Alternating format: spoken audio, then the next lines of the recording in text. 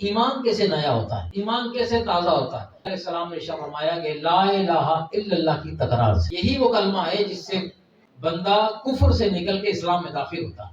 اسی کلمے سے ہمارا ایمان تازہ ہوگا۔ تو اس کی کثرت کیا کرو ہوتے ہیں، صوفیہ کرام ہوتے ہیں ہمارے، خاص کر ہمارے طریقہ علی بندی مجدی کے اندر، جو ہمارے مشائخ جب کوئی سلسلے میں داخل ہوتا ہے تو اسے دیگر جو وظائف بتائے جاتے ہیں تو اس میں سر فہرست جو وظیفہ ہوتا ہے وہ اسی کلمہ طیبہ کا ہوتا ہے۔ 11 تسبیحاں صبح شام میں، کوئی وقت کی قید نہیں کہ صبح ہی پڑھے دوپہر کو ہی پڑھے، بس صبح سے لے کے رات گئے تک 1100 تسبیحاں یہ کلمے کی تکرار کر کے پوری کر لیں۔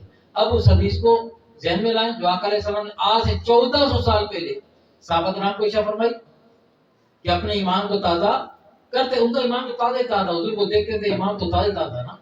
اصل میں یہ پیغام تھا ہم لوگوں کے لیے، ہم تک پہنچانا مقصود تھا۔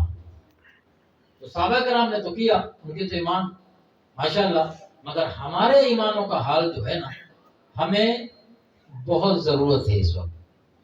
تو وہ جو نسخہ آقا علیہ السلام نے 14 سال پہلے دیا تو صوفیہ کرام نے، اللہ والوں نے اس وظیفے کو، اس بات کو مضبوطی سے پکڑا اور ایک دوسرے کو وہ منتقل کرتے چلے آئے کہ اب سب سے بڑی جو دولت ہے وہ کون سی ہے؟ وہ ایمان ہی ہے۔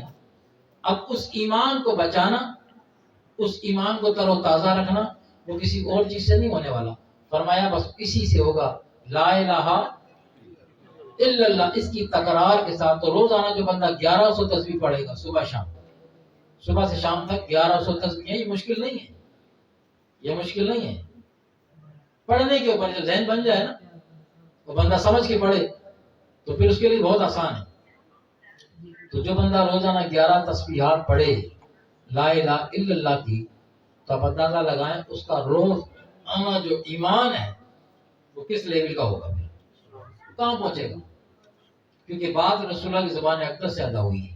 اب جو اس پہ عمل کرے وہ اپنے ایمان کے معاملات کو خود دیکھ لے گا، اور یہ دور ہے اپنا ایمان اور اپنا عقیدہ بچانے کا۔